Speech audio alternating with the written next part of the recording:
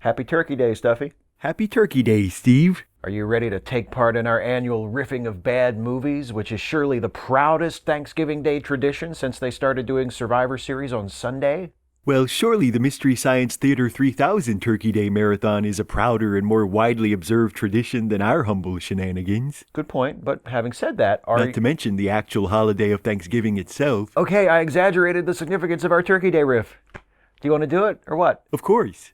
What are we going to watch? First up, I've selected a charming little food safety film from 1989 produced by our very own Food and Drug Administration. Sounds gripping. Indeed, it's called Fred and the Voice of Food Safety.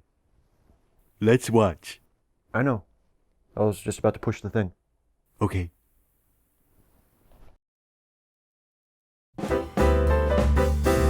The long-awaited sequel to Fred and the Voice of Routine Auto Maintenance. Oh, remember that, you guys? When Fred brought the groceries home? Good times. Are you going to put the camera down and help? You know, this is the most narrowly focused funeral slideshow I've ever seen. Fred and Associates, how may I direct your call? No, the Voice of Food Safety hasn't come in yet. You know Annie has gone back to work? Yep, she's selling real estate. Matter of fact, she's showing a house right now. So I'm helping with the shopping nowadays, even learning to cook. I should probably get the Presidential Medal of Freedom or something. I don't know, it's not for me to say. You don't mind? Well, let me tell you about Edgar's stamp collecting merit badge. So this is how you help out the wife, huh? This is a fine mess. Hey, take it easy, voice. I didn't hear you volunteering to carry any grocery bags. It was only out a few minutes. A few minutes? It was more like a few hours. I'll bet you didn't know that harmful bacteria in meat like that hamburger can double in 20 minutes. Whoa! Nerd alert! I must have a whole herd of bacteria in there by now. If you cook that and eat it, your whole family could get sick. And die. Is that what you want, Fred? For your family to die? Food's hot and cold food's cold. Hot means over 140 degrees, and cold means under 40 degrees. Oh, can't we get beyond this antiquated prejudice against temperature mixing? You can't see harmful bacteria, and you can't always smell them. They're completely undetectable by all known scientific means. I was going to make chili with that hamburger for the family tonight, but I guess I'll find something else. I'm glad they don't have that attitude at a little restaurant called Wendy's. A newcomer like me. And just a minute, Fred. What now? I haven't done anything yet. Why doesn't this guy just leave Fred alone? He's trying his best. My hands are clean enough. You've got to keep Look how upset he is. use very clean, and that includes your hands. Wash your hands in warm, soapy water for at least 20 seconds. No, you have to put your hands under the water, Fred. Between your fingers and under your nails. And also, Fred, get in the habit of taking off that ring when you're cooking. I don't want you thinking about your wife while we're together. And never prepare food while you have an open sore on your hands, even if it's bandaged. Sores are loaded with bacteria and other germs. Well, maybe your sores are. I keep a clean house. Those vegetables, are they for the salad? Some? Yes, for a nice salad. You shouldn't put chicken and vegetables together on the board. Well, how did he survive this long, for Christ's sake? You have to wash that knife and your hands again. I do? He's stabbing someone in the throat just off camera there. Chicken maybe on Or your at least, hands, that's what I'd like on to the believe. cutting board, and on that knife. You have to clean all three of them. Otherwise, the bacteria can get into your salad and... I know, and make your family sick. You know, if Fred doesn't care about his family, why does this voice guy give a shit? Contamination. Bacteria are hitchhikers. They can't travel by themselves, but they can cling to things, and as you already know, they can multiply fast. Like cockroaches, termites, or the alt-right. I've got to have another word with you. What now? I took off my ring, I washed my hands again. I washed all the utensils. What more do you want Cut from out me? Salad if you put it in the refrigerator. Other food can leak from above and cause another form of cross-contamination. Remember, those bacteria are freeloading travelers. I can't believe they made a video by just showing a series of still images over a pre-recorded audio track. That is so lazy. Uh-huh. How was the chicken the other night? My whole family developed listeriosis. My children are dead. Oh, what's the chef preparing now? That chili that I was going to make the other night, I got some ground beef out to thaw. You're thawing it at room temperature? So what? You got a better plan? Fred, I'd lose the attitude, man. You're on thin ice with the voice already. Bacteria thrive at room temperature, and virtually all meat contains bacteria. Oops, I should have thought about that. So now what can I do? Well, You can bury your sins by the river, Fred. You can wash them clean. You can thaw it in a pack of ice cubes under running water. You can use your microwave. Or you can let it thaw while it cooks. Well, are we going to find out which thawing method Fred used? I mean, if the filmmakers don't care about their own story, why should we? Too spicy? By the way, Dad, I got a DUI. I did it myself, you know. No. Should be pretty good. Very, very impressed. Well, can I eat out? The chili was good, Fred, but I'm still leaving you. What do you mean, can you eat out? Boy, they loved my chili. I didn't tell them it was a mix, ha ha. But just the same, I'm beginning to like this cooking business. I think I'm going to quit my job and take up chili making full time. Don't bug me. I'm getting good at this stuff, and nobody's getting sick. You know, it wouldn't kill this voice to offer a little encouragement every once in a while. He's always pointing out what's wrong, but does he ever have anything positive to say? Has he complimented Fred on his apron even once? Yes, you've got the right idea. I mean, Fred's isn't the worst Instagram account I've ever seen.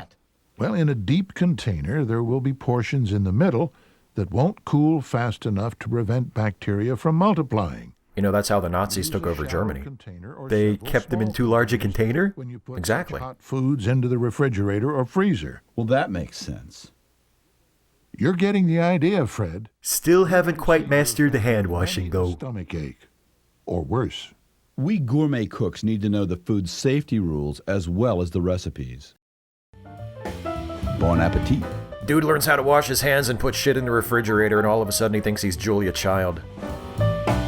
Produced by the U.S. Food and Drug Administration, the FDA, keeping your sausage mostly free of dead rats since 1906. That was informative. I have a few chores to catch up on before we start the second movie. I'll be right back. First, I need to do some laundry. Wait a minute, Steve. You're not going to do all that laundry at once, are you? Why not? They'll all fit. That's not the point. There are too many clothes in that basket for a single load. Heavy loads tax the motor and can significantly shorten the life of your washer. I guess I never considered the needs of my washing machine. Thanks. I'll split this basket into 2 loads.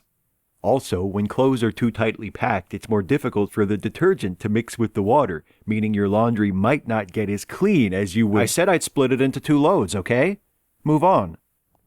Time for a snack. I think I'll have a nice, simple fried egg.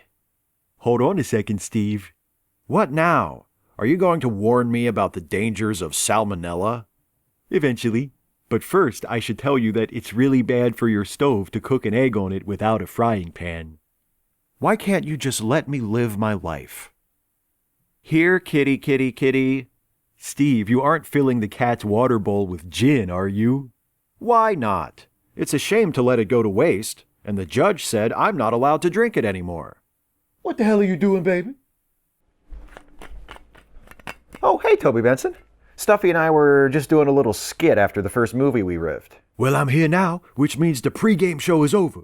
Get your ass over here and let's play ball, baby. Okay. What's up next? Next up is a delightfully whitewashed educational film from 1950 titled The Plantation System in Southern Life.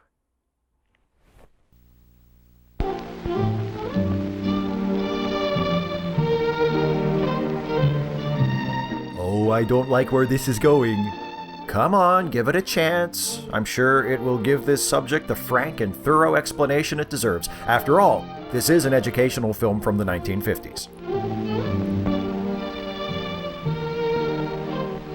If you've ever been in one of our southern states, You either had a great time or a terrible time, depending on certain factors. Well, okay, one factor. A trip to see one of the plantation homes that were built before the Civil War. And you know what that means, baby? Antebellum architecture and lavishly appointed interiors? Exactly. The residences of Southern planters. These homes were centers of plantation life. And elegant facades behind which were hidden centuries of unspeakable crimes against humanity. Luxuries that a wealthy plantation family enjoyed.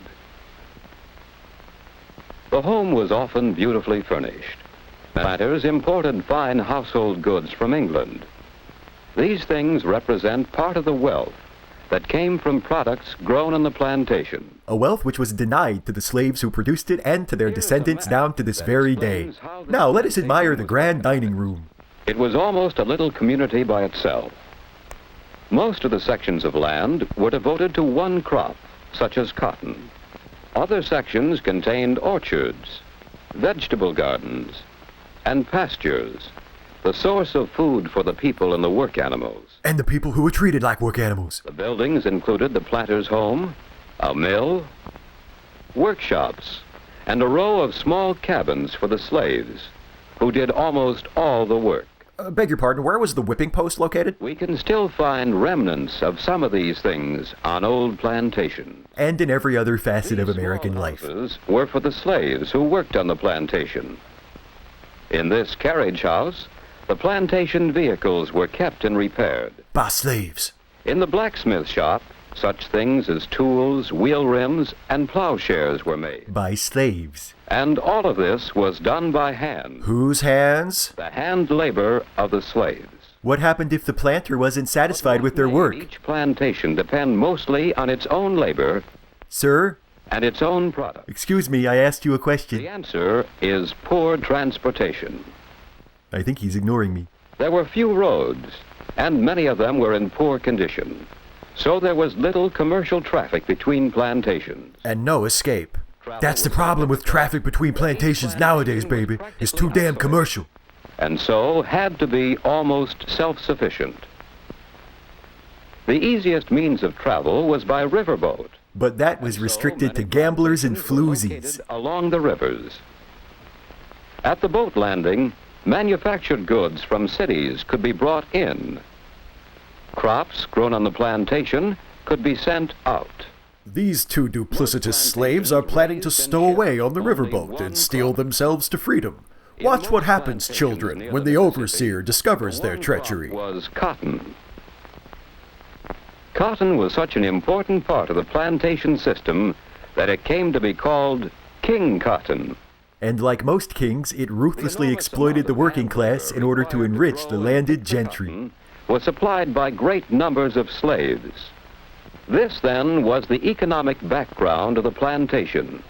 Cheap slave labor producing one main crop on vast tracts of land owned by the planter. The Civil War had nothing to do with any of this, by the The way. plantation was more than an economic organization. It was a realm of pure evil. Organization as well. Not even a joke. The planter Nope. and his slaves were part of an unusual class system. That is definitely one way to say it, baby. Here we see the planter and members of his captive labor force having a cordial exchange, which was commonplace within the institution of slavery. What was that society like? Appalling? For the plantation owner and his family, it was an aristocratic kind of society. Gentle manners, courtesy, hospitality. As long as you were talking Many to of a the white ideas person. that we still associate with the people of the South came from the days when plantation life was in full flower. Before emancipation ruined This, then, everything. was the social organization of the plantation.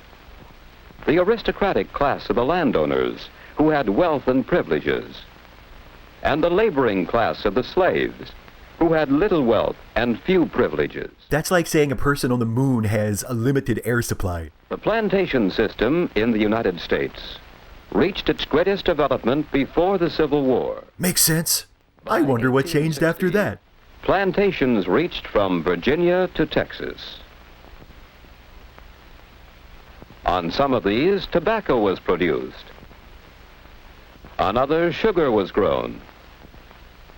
On others, cotton was the main crop. Whatever the main crop, they all produced staggering quantities of human misery.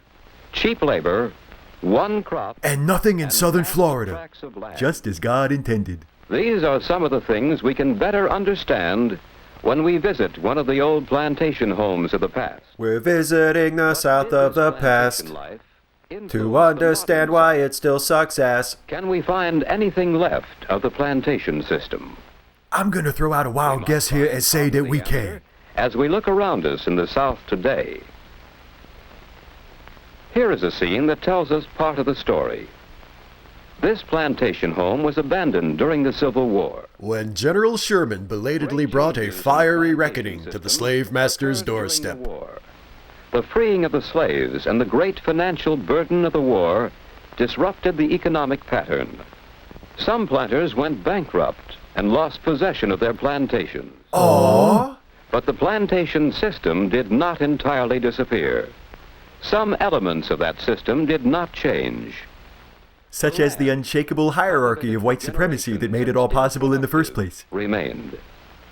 The source of labor, great numbers of Negroes, remained. What else were they gonna The do? demand for cotton remained, and the growing of cotton continued. So the plantation system, in a smaller and modified way, continued and can be found in the South today. Yes, today we're much more civilized in how we degrade and oppress racial minorities.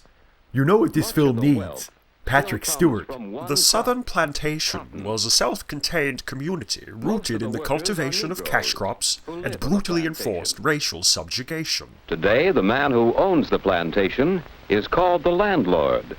The men who work the farm are tenants. The racial power dynamics are exactly the same, but somehow it's different.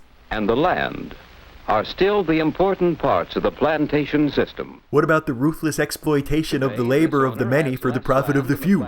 Still there. The past. And he lives in a house that is less pretentious than the great mansions of earlier times. Just look at that unpretentious screened-in porch. He's still just as racist, just in a modified way. Plantation.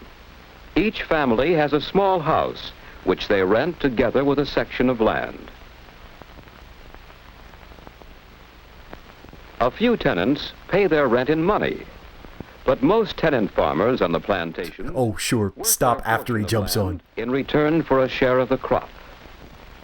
And so the tenant farmers, both Negro and white, provide the necessary labor for raising the cotton.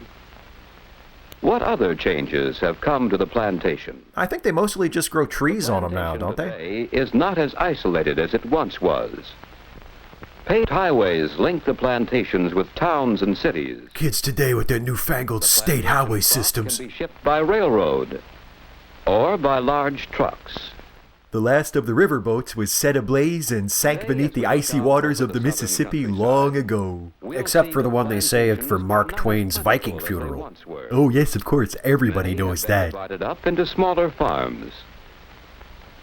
On this farm, beef cattle are raised. Other farms specialize in producing milk or poultry or grain. Or avocados, though only God knows why. We'll find most of these farmers using modern machinery. And we'll find that these same methods of mechanization are affecting the plantation system too. Oh no, Lana Lang's little boy is unconscious in the path of that combine! Superman! That are Help! replacing hand labor. Here, the most modern machines are used at every stage of the work and preparing for the next crop. Today, that crop is not always cotton. Some plantations raise more than the traditional one crop. Soybeans, for instance, sorghum, a kind of sugarcane, and peanuts are a few of the crops that are changing the pattern of the plantation system. In superficial and ultimately meaningless ways. That system has been changing over a long period of time, but its economic and social patterns have left a lasting influence on life in the South. I have no personal opinion about that whatsoever, If we and visit neither a should social you. Gathering in the South, we'll see some of these influences. The traditional Southern hospitality, the gentle manners and courtesy, the separation of society into distinct groups, Oh, I'll just bet. and the relationship of that society to the land, which supplies its wealth. and the generations of prejudice and violence that have stained that land and those who occupy it for all time.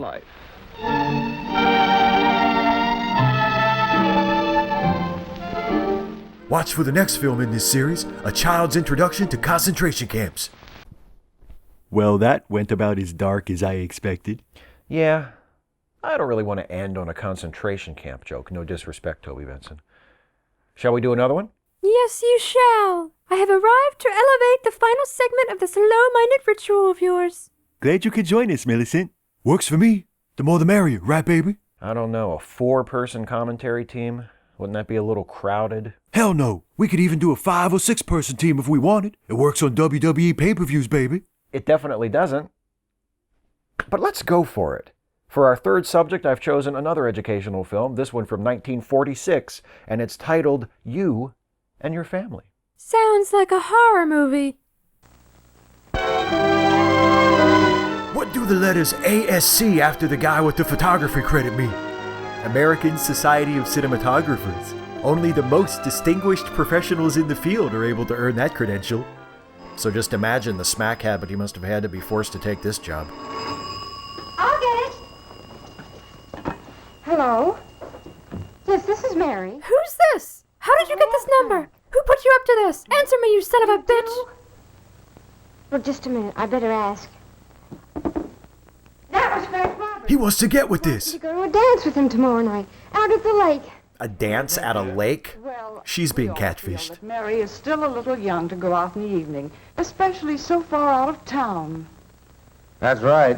Sorry, Mary, but I'm afraid the answer has to be no. 22 is a little early to be dating, darling. Maybe after you finish grad school. In your family, when it does, what is the usual reaction?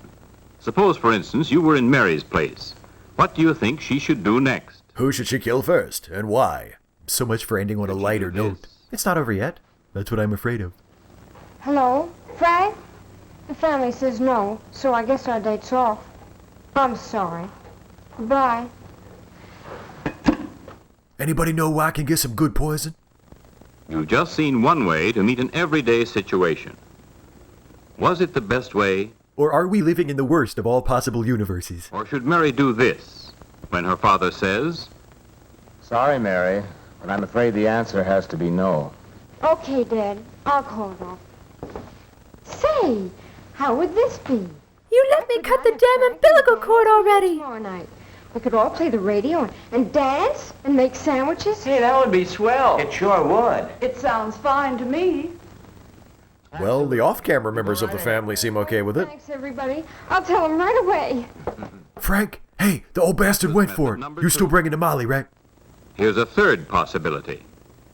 Can't I go, Daddy, please?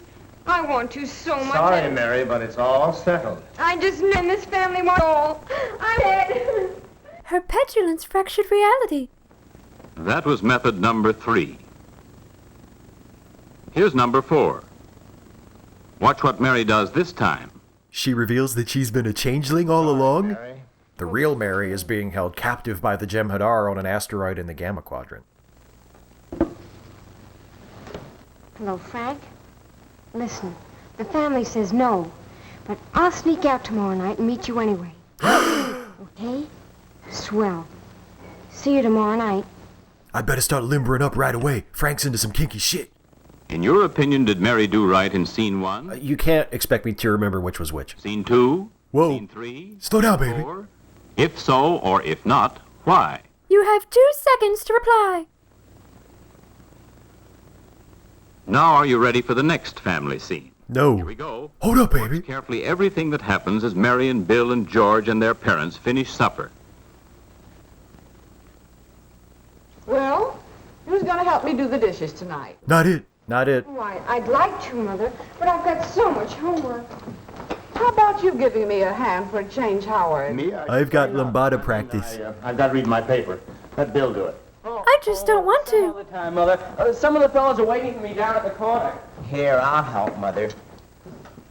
And it's my opinion that if everyone in the family would lend a hand once in a while, we'd get the work done that much quicker. You tell him, Alfalfa. Then we could all go out afterwards and do anything we wanted to. The Young Tucker Carlson Which Chronicles. type of answer do you think is best? One like Mary's? Father's? Bill's? George's? Wait, which one was the ass-kissing mama's boy? You mean the only one who was willing to help? Next, suppose we look at another very familiar family situation. This one always takes place late at night. Young Bill has been downtown spending the evening with friends. He was supposed to get home around 11, but as you can see, it's going on 1. Bill's almost 2 hours late.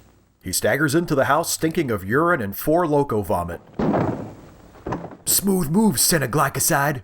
Uh-oh, Father's awake, so what should Bill do and say now? Here's possibility number 1. Fueled by humiliation and adrenaline, Bill impulsively murders his father as he comes down the stairs. Like this. You see, Skinny tripped and twisted his ankle, and we had to carry him to the hospital. Well, I don't mean we carried him. We took him there. In a car. A car we stole. From a cop. Like a wagon. Are you sure you're telling the truth, Bill? Of course I'm telling the truth.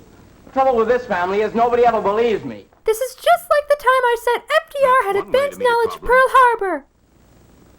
Here's another way. God, I feel like Alex DeLarge strapped to a chair and being forced to read a choose-your-own-adventure book. I'm not a kid anymore. I'm old enough to take care of myself. Now listen, and beginning now, that's just what I'm going to do. Now, and I'd like to see you or anyone else try to stop me. And if anyone calls for me, I'll be at Grandma's. Now look at possibility number 3. Do it! what kept you, Bill? Oh, sorry, Dad. I was fooling around with the gang, and it was 12:30 before I realized it. You know what we all agreed on, don't you? Last to bed, first to die. Anyone who comes in late can't go out again for a week. That's right. It's too bad, but... Oh, that's all right. It was my fault. Good night. Good night, Bill. Just crawl into bed with your mother and tell her I'll be in as soon as I take my Levitra. Using the Johnson family for illustration, you've seen several possible ways of meeting typical problems that affect every family group, including your own. Don't bother to deny it. We all know it's the truth. There are 3 of them, and we'll review them for you briefly.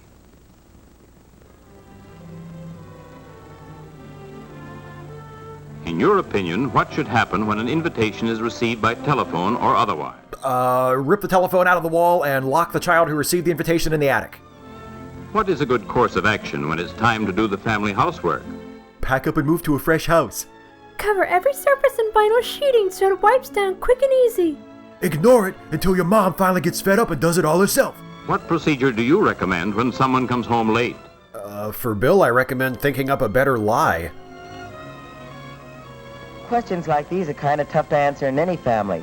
Suppose we hear what you have to say about them, okay? Leonardo DiCaprio sure has come a long way since this, huh, baby? Absolutely right, George. Most family problems can be solved through frank and friendly discussion, which points the way to a happy family life.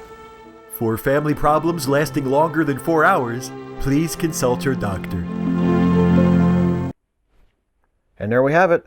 Another Turkey Day riff in the record books. Now, who wants to help me get started on our Thanksgiving dinner? Not me. Definitely not me. Ain't nobody helping you cook shit today, baby. Hey, come on, you all. We're all gonna eat the food. It's not fair that I should have to cook it all by myself. You just don't get it, do you? No one is helping you cook because we all chipped in and ordered a full Thanksgiving dinner from Cracker Barrel. Really? Hell yeah. Cracker Barrel may have a long and troubling history of discriminatory policies and right-wing political ties, but those homophobic bastards sure do know how to mash potatoes, baby. Wow. Thanks, gang. That'll be great. And it'll save me a lot of work. Now, who wants to come with me to go pick up the food? Not it. Not it. Not it. Oh, you.